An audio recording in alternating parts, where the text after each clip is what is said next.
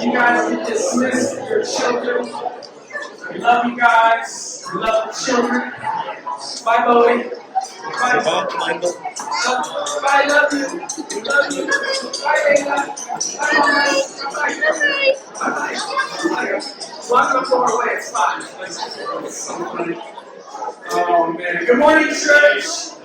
What an incredible day to be here in Oakland. Beautiful day, right? Yes. Woo! Man, what a beautiful day. So we're so glad you guys are here this morning. Look, we got incredible. Look, I need to talk to you guys about something that happened yesterday, okay? We had a women's brunch yesterday. There was 100 ladies that showed up at Humble Oaks Farm, about 100 ladies, right down the road from here. And it was incredible. I mean, it was incredible. I just want to say thank you to the team. You guys made it happen. To the DeMarcos, Melissa, very good work.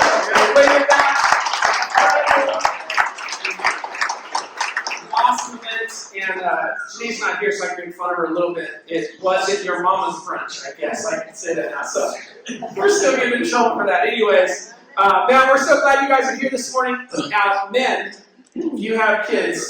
I'm going to tell you something that's going to shock you, okay?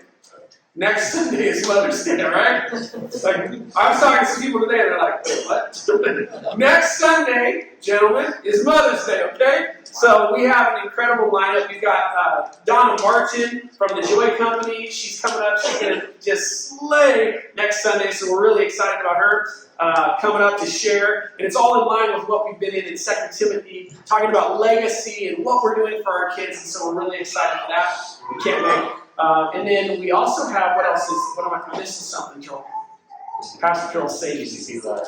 GCC Live! Thank you. How can I forget? Pastor Joel's our student pastor. I'm asking him what it is. GCC Live is this upcoming Wednesday right here at 6 o'clock. And we can't wait. So if junior high, high schooler, make sure you bring them in. It's awesome. Pastor Joel leads that with the team, and it's incredible. So we love you guys. Today, Bill is pointing at me. Yes, that is it. That was it. Thank you, Bill. See, Janae's way better at this than I am. She just has it all written down. Tonight starts our very first. This is a big deal. And I want you guys to give a standing ovation because this is a big deal. This is how big it is, okay? That I forgot. It's GCC Home Church, our very first GCC Home Church in Kaipa. It started tonight with Andrew Hernandez. You guys get over Andrew.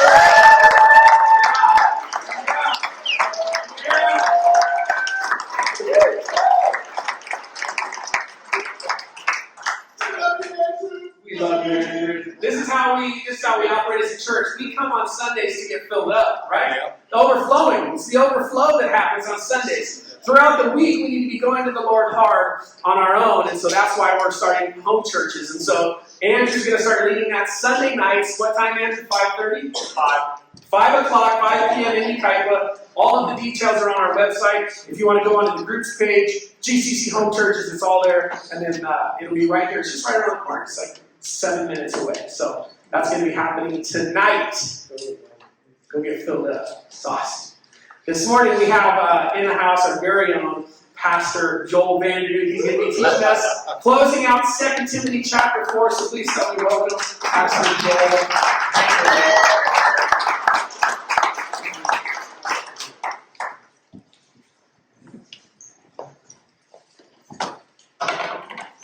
All right. Yep. Let's just pray to start our time for this one.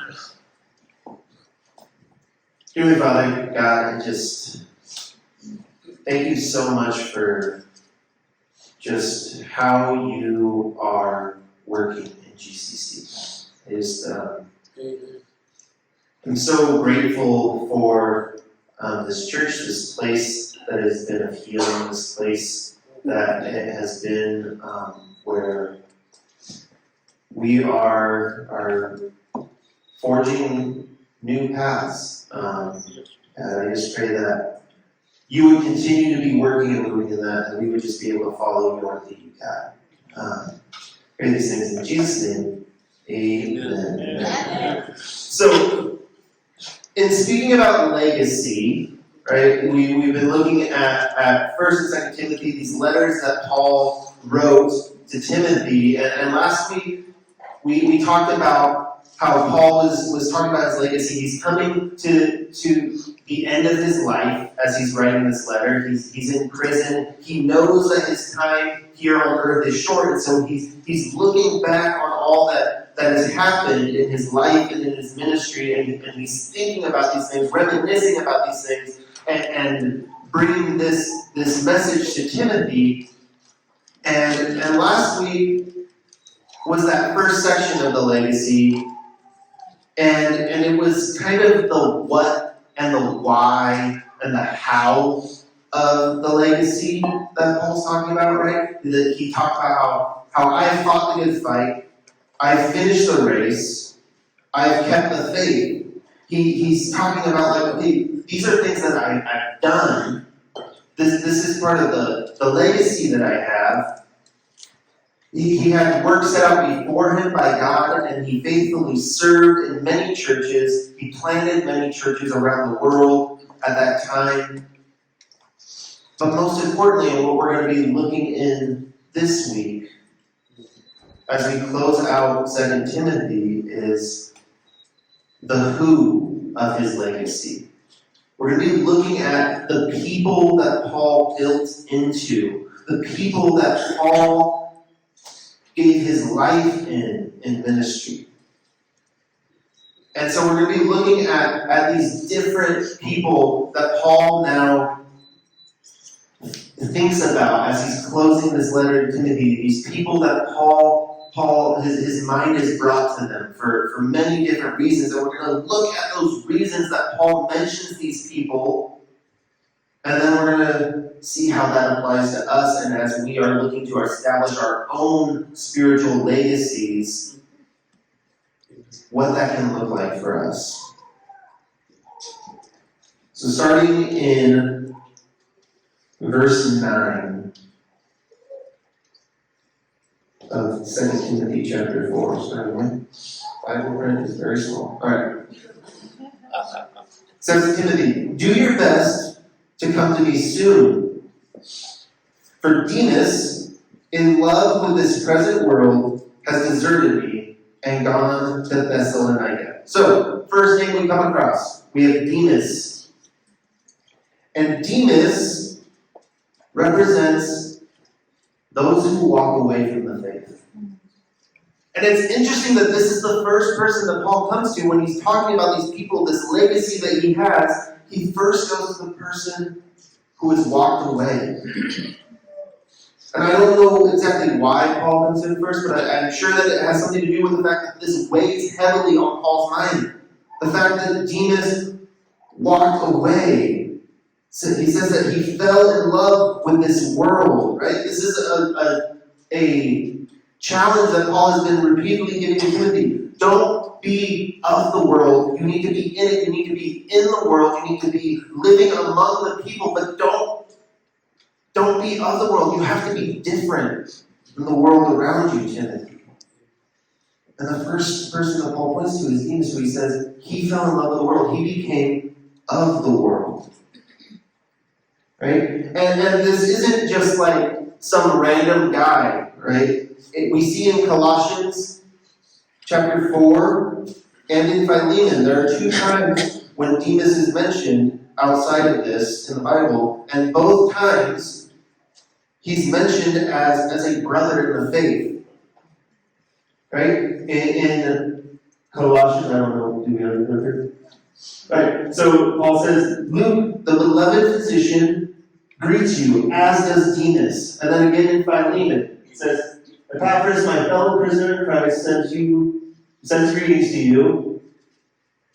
Here's one. As do Mark, Aristarchus, Demas, and Luke, my fellow workers. Demas is somebody who was in ministry alongside Paul.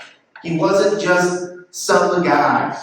Right? This is somebody that Paul had served alongside, somebody who Paul had ministered with, who he had a close relationship with in the context of ministry and the church. And yet he walked away. There are times in our life, there are people that we will pour time and energy into who will walk away.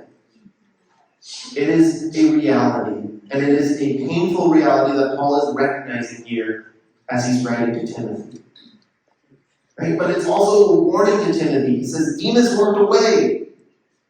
Timothy, don't follow that path. Stay true. Stay strong. Finish your race. And this idea of people walking away from the faith is something that's really, really close to me as a youth pastor. Yeah. Right? Because it's something that we see happening with young people. There was a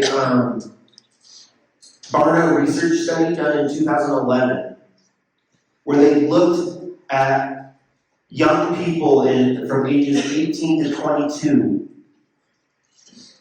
And of those people, kids who, when they were in high school, they were going to church, they were part of a youth group, 70% of them, between the ages of 18 and 22, stepped out of the church in some capacity. But the interesting thing is, these kids, they're not just walking away because they don't believe in Jesus. Right? That's not why most of them walk away.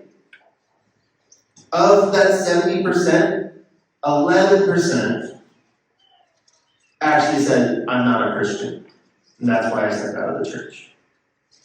11%. That leaves 60% of young people who step out of church for another reason. 20% say that they stepped away because they still love Jesus, but they can't stand the church.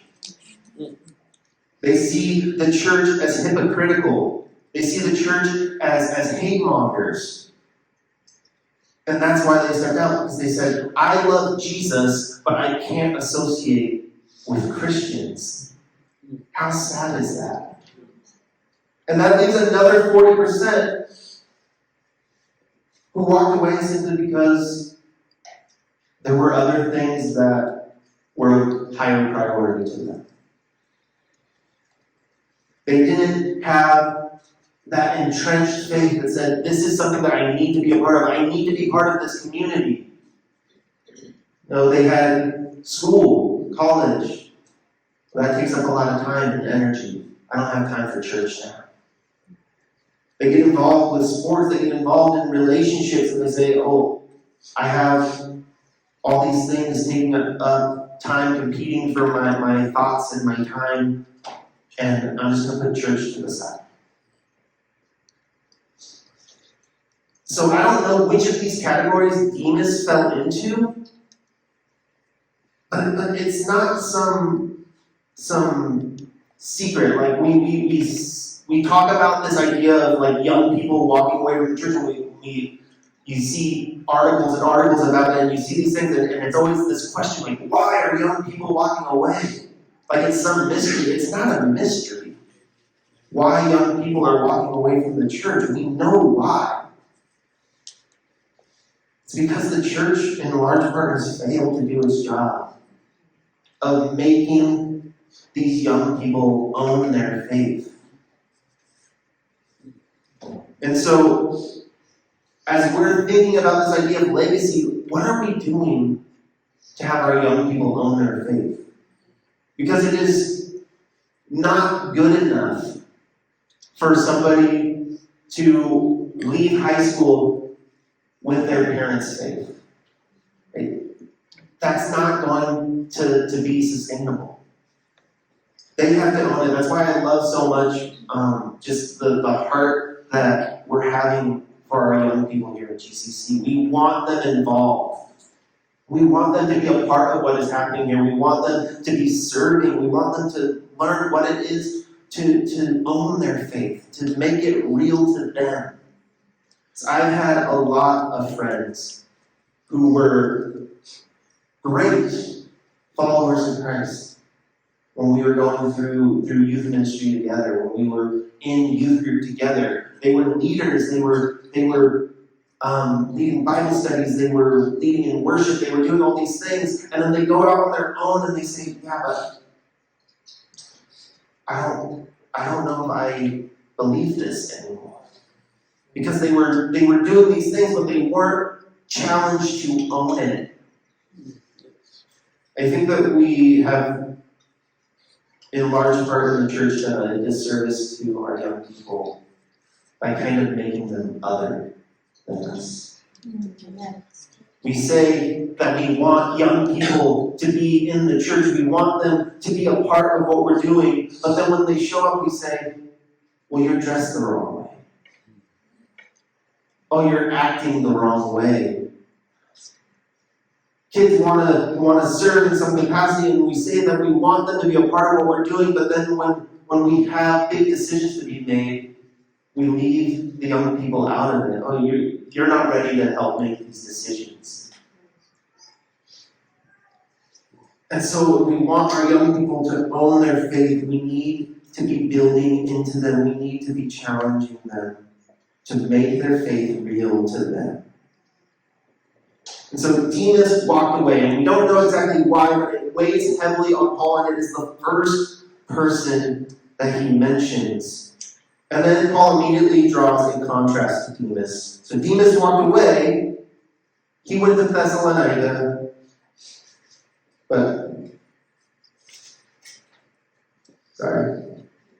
Crescens has gone to Galatia, and Titus has gone to Dalmatia.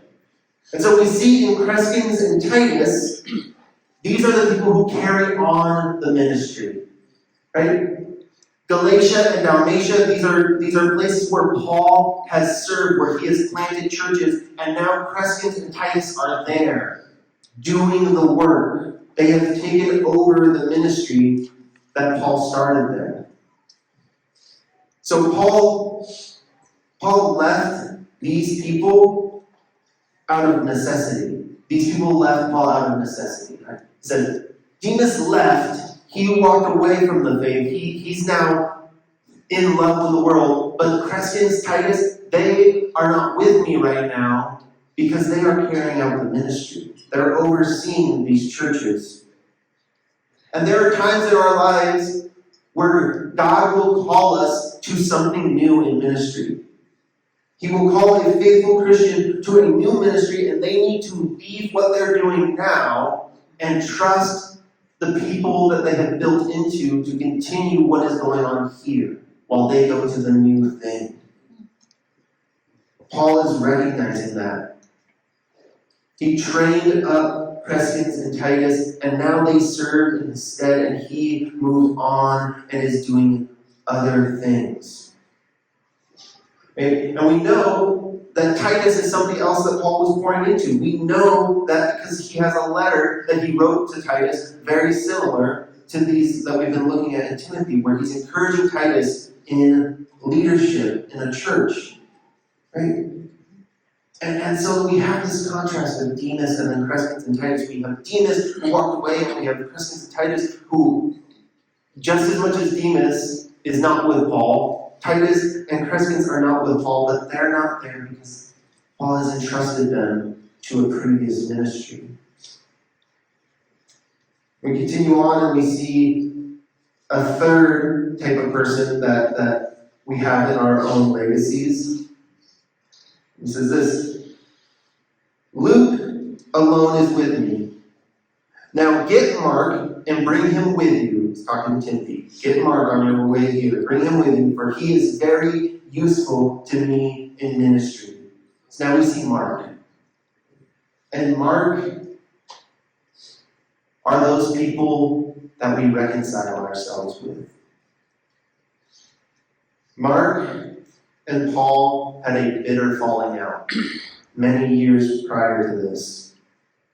And it was so much so, Paul and Barnabas, they had traveled together, they had done this amazing missionary journey together, and when they were setting out to do something new, to go on another journey together, Paul's bitterness towards Mark actually split him and Barnabas up. And we see this in Acts chapter 15.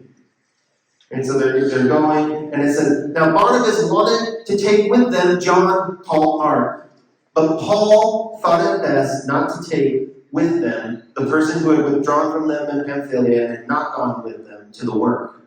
And there arose such a sharp disagreement that they separated from each other. Barnabas took Mark with him and sailed away to Cyprus, but Paul chose Silas and departed, having been commended by the brothers to the grace of the Lord. So, Paul and Barnabas split over Mark.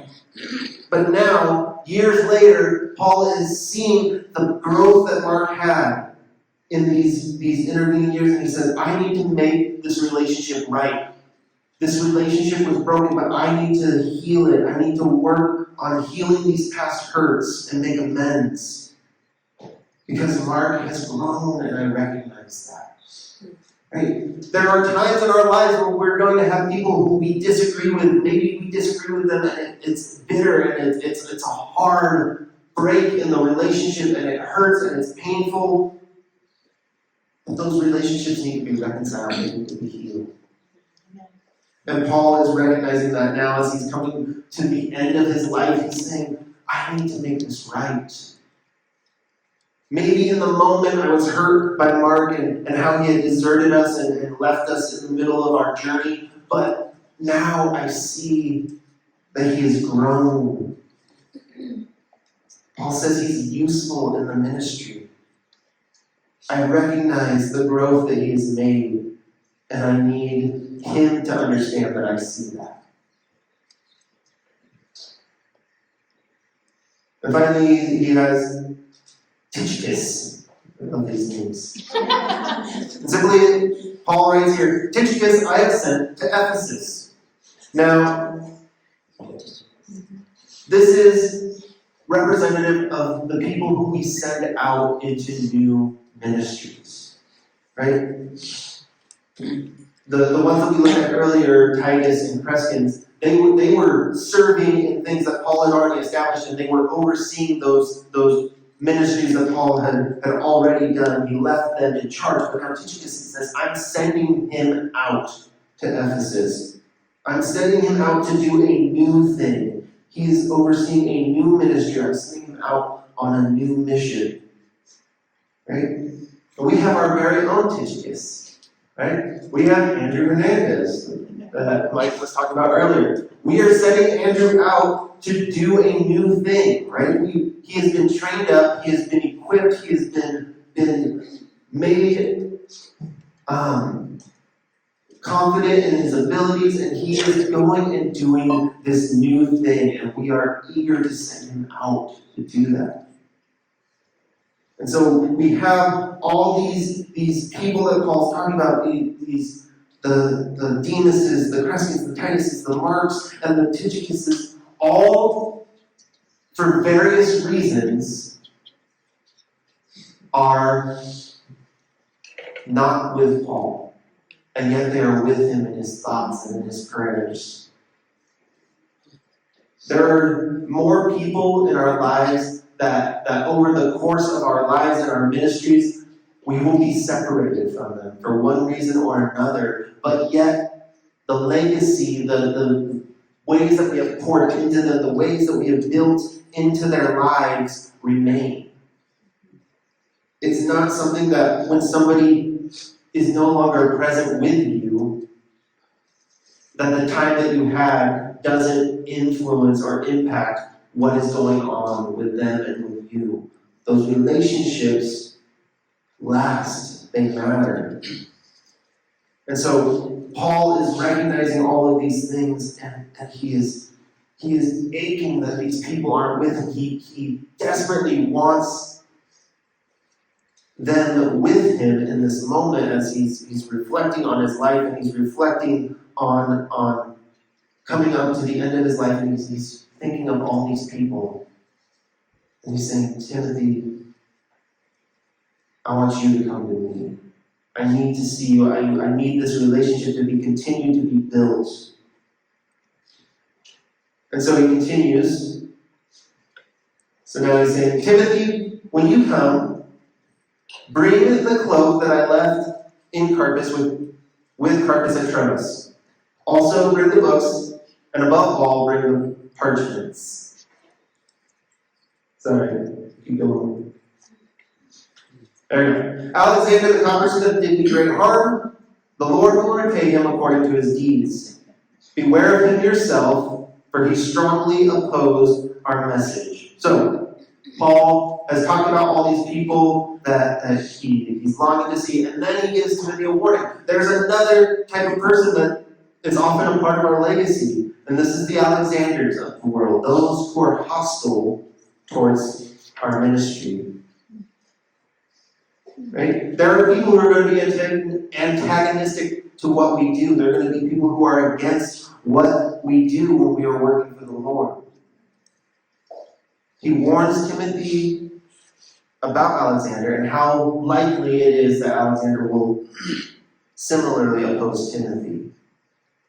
But notice that Paul does not call for retribution against him. He doesn't call for Timothy to go, hey, you need to go teach this guy a lesson, Timothy. You need to be my hand of justice in this. Paul understands that though he was wronged by Alexander, it is not his or Timothy's role to judge. That right belongs only to God. And so, Paul is naming all these people. He's naming all these things. And in the midst of this, it's interesting. So he talks about the people that he's aching for, that he longs for. And then he has this little blurb where he talks about, hey, and grab some of my stuff on your way, Timothy. Before he goes into the talking about Alexander. Grab some of my stuff on your way here. I have my cloak that I left, and I have my books and my parchments. And the parchments, he says, especially bring those.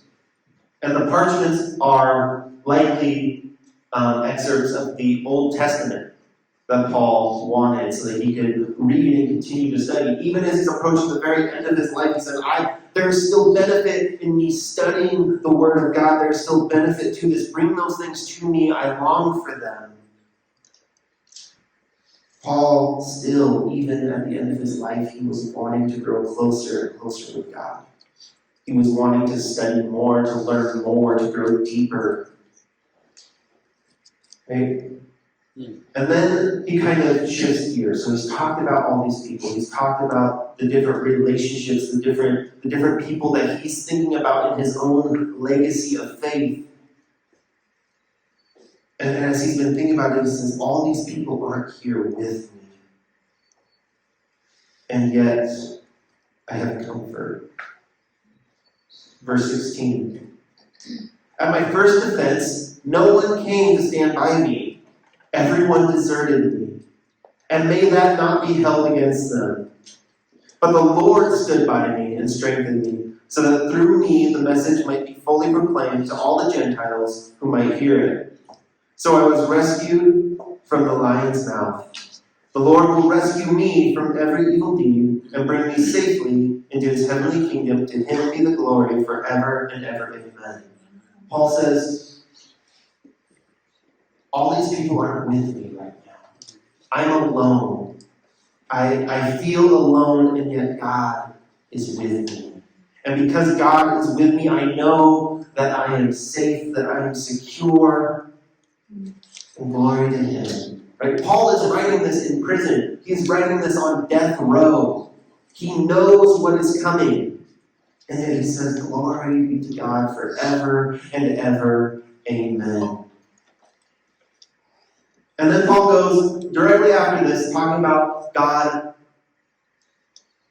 giving him comfort. He goes into another list of names. It says, greet Prisca and Aquila in the house of Onesiphorus. Aristus remained in Corinth. I left Trophimus, who was ill, at Miletus. And do your best to come before winter. Eubulus sends his greetings to you, as do Pudens and Linus and Claudia, and all of the brothers. The Lord be with your spirit, and grace be with you. So he has this other list of people, and these are just people who his heart is drawn to, people who he has known in ministry, and he says, give greetings to these ones for me, and these others send greetings to you, Timothy. Paul's mind is on people. Paul's mind and his ministry has always been about people. It's where his heart was. building into people, showing people God's love, living among people so that they can experience that. And he lists off all these names. And I love how he closes this. He says, "The Lord be with your spirit, and grace be with you." Other translations actually say, "Grace be with you all." And I like to imagine that when he wrote that, he's saying that to all the people that he's written about here. Grace be to the Demuses, who are now prodigal, but they might return yet back to the faith. Grace be to Crescens and Titus, who diligently overseen the ministry laid before them. Grace be to the Marks, who past lights are now water under the bridge. Grace be to the Tychicuses, embarking in new ministries and new frontiers of faith. And grace even to the Alexanders, who by encountering the righteous judgment of God may come into the fold. And nobody knew that better than Paul himself on his road to Damascus. Paul, a murderer, somebody who wanted nothing more than to destroy the church, is now looking back on his ministry in that very church and seeing how greatly God has changed him, how greatly God has allowed him to establish a legacy. And he can do the same for the Alexanders of the world. Those who are so vehemently against the things of God, he can change their hearts. He can break them down, just like he did for Paul. So these names that are mentioned, they're just a few of the names of people that Paul interacted with in his ministry, but they are the greatest part of his legacy. And that legacy endures to this day. Paul passed the mission of the church down to Timothy and Titus and Crescens and all these others. And then they passed it on to another generation, and it continued and continued for thousands of years, and now it lands on us. That legacy now rests with us, and it is our duty to develop it and cultivate it and pass it on to the next generation.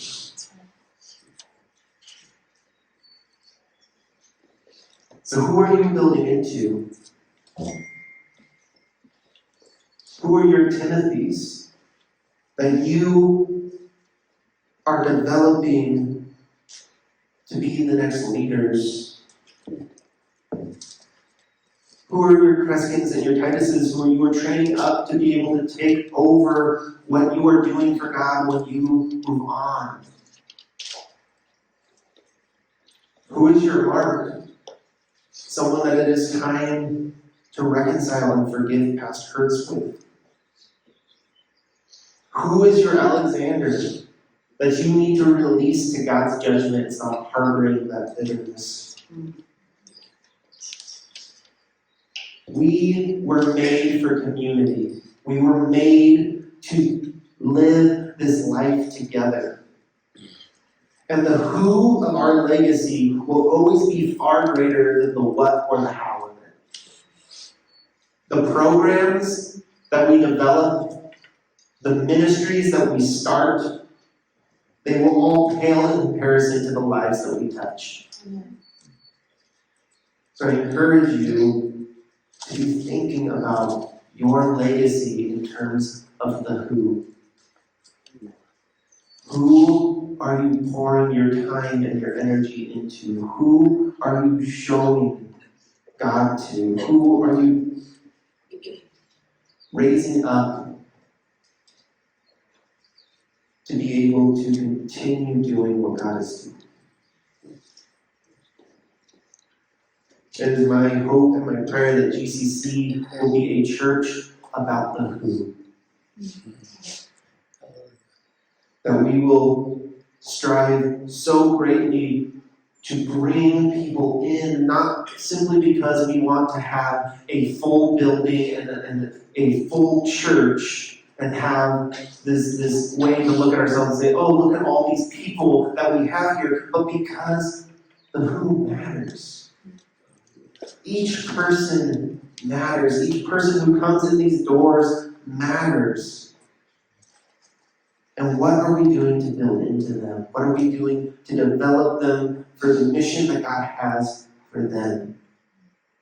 So I've been talking with our youth on Sunday mornings before services the last couple of weeks, and we've been talking about this idea of leaning into what God is calling you towards.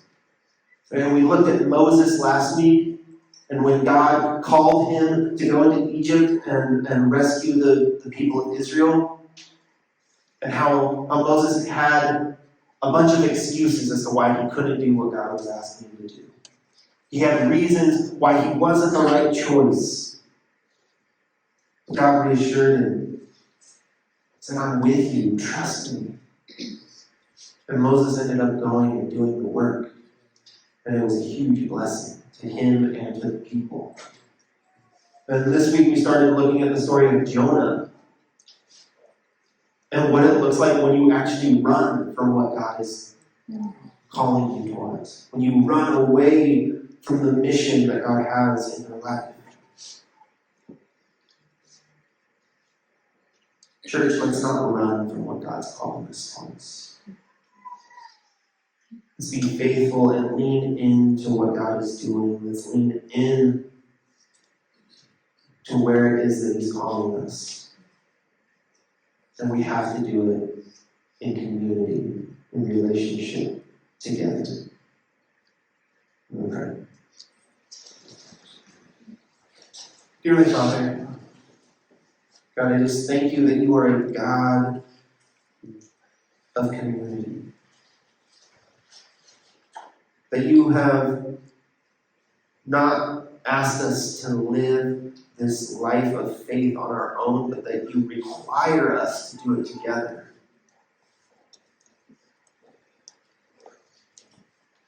God,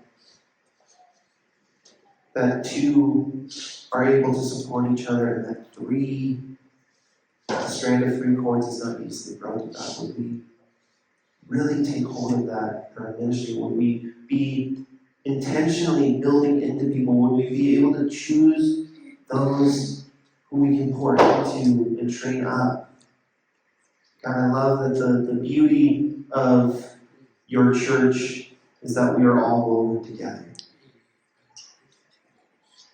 That our relationships overlap, and that somebody who is mentoring another is then in turn being mentored by another guy.